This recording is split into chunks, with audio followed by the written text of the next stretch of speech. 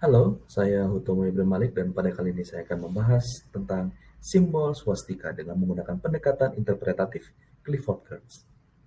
Untuk memulai pembahasan pada kali ini, mari kita membahas tentang pendekatan interpretatif oleh Clifford Geertz.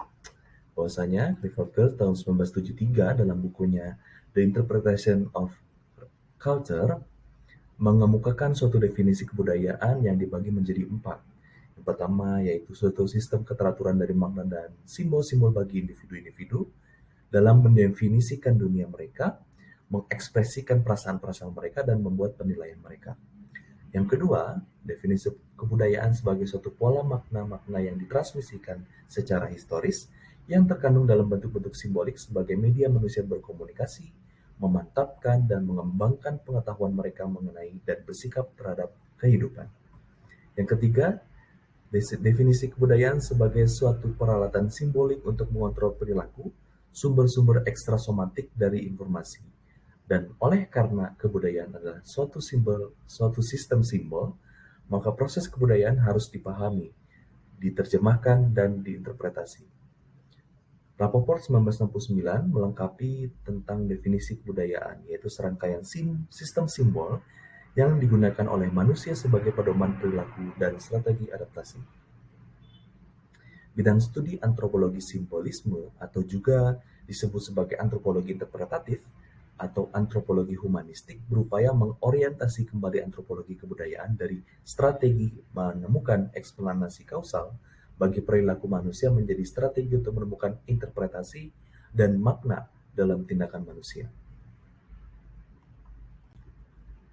Kemudian kita akan membahas tentang swastika. Secara etimologi, swastika berasal dari bahasa Sanskerta swastika yang berarti nasib baik atau kesejahteraan. Motif salib bengkok, kurang lebihnya, tampaknya pertama kali digunakan di Eurasia sejak 7.000 tahun yang lalu, mungkin mewakili pergerakan matahari menembus langit. Sampai hari ini, simbol tersebut merupakan simbol yang suci dalam agama Hindu, Buddha, Jainisme, dan Odinisme.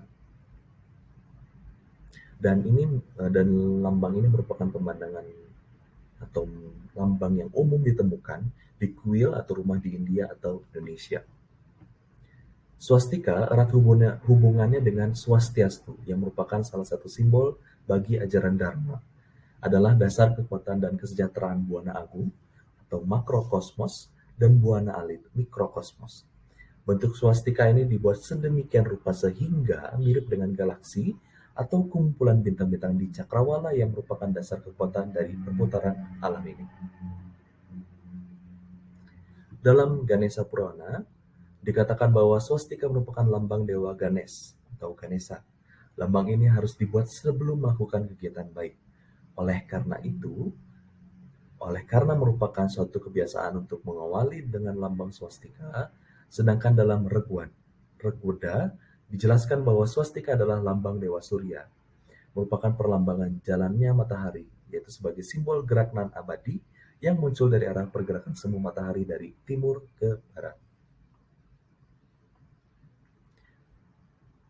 Jika kita melihat swastika merupakan cakra teratai atau alam semesta atau buana agung yang berputar sebagaimana pada kehidupan manusia, buana alit, roh alam semesta ini sendiri adalah Hyang Widi atau Tuhan Yang Maha Esa yang dilambangkan dengan swastika tersebut. Simbol swastika juga dapat dikaitkan dengan waktu perputaran zaman pada alam semesta tersebut. Dalam konsep Hindu, kita kenal dengan 4 zaman, yaitu Catur Yuga. Adapun zaman tersebut secara berturut-turut berputar searah jarum jam adalah zaman Kerta Yuga, Treta Yuga, Dvapara Yuga, dan Kali Yuga. Dalam perputaran ini, kita mengenal dualisme yang tidak bisa kita pungkiri seperti Purusa Praktri, pagi sore, siang malam, hidup mati, masa kini, masa lalu, pria wanita, dan sebagainya yang kemudian sifat ini dalam Hinduisme di Bali disebut sebagai konsep Ruwa Binada sebagai kekuatan memutar alam semesta ini. Kita beranjak kepada makna swastika. Swastika lebih bermakna sebagai penyerapan atau pelepasan. Swastika sebagai lambang keselamatan, kebahagiaan, kesejahteraan seluruh alam semesta. Arah ke kanan swastika lebih kepada makna pelepasan atau penebaran energi keselamatan, kebahagiaan, dan kesejahteraan. Sementara jika dibalik, swastika ke kiri adalah lambang penyerapan. Makna simbol swastika adalah catur dharma, yaitu 4 macam tugas yang patut kita dharma baktikan, baik untuk kepentingan pribadi maupun untuk umum. Terdiri dari dharma kriya, yaitu melaksanakan swadharma dengan tekun dan penuh rasa tanggung jawab. Yang kedua adalah dharma santosa, berusaha mencari kedamaian lahir dan batin pada diri sendiri. Yang ketiga ada dharma jati, tugas yang harus dilaksanakan untuk menjamin kesejahteraan dan ketenangan keluarga dan juga untuk umum. Dan yang keempat adalah dharma putus, melaksanakan kewajiban dengan penuh keikhlasan, berkorban serta rasa tanggung jawab demi terwujudnya keadilan sosial bagi umat manusia.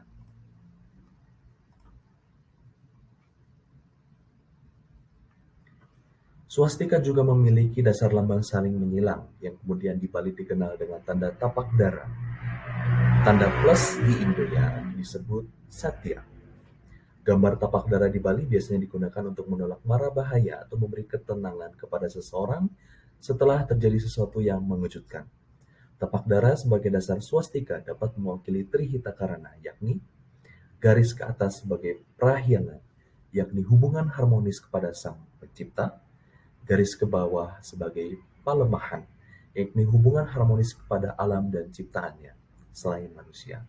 Dan yang ketiga, garis ke kanan dan ke kiri sebagai pawongan, yakni hubungan harmonis kepada sesama manusia.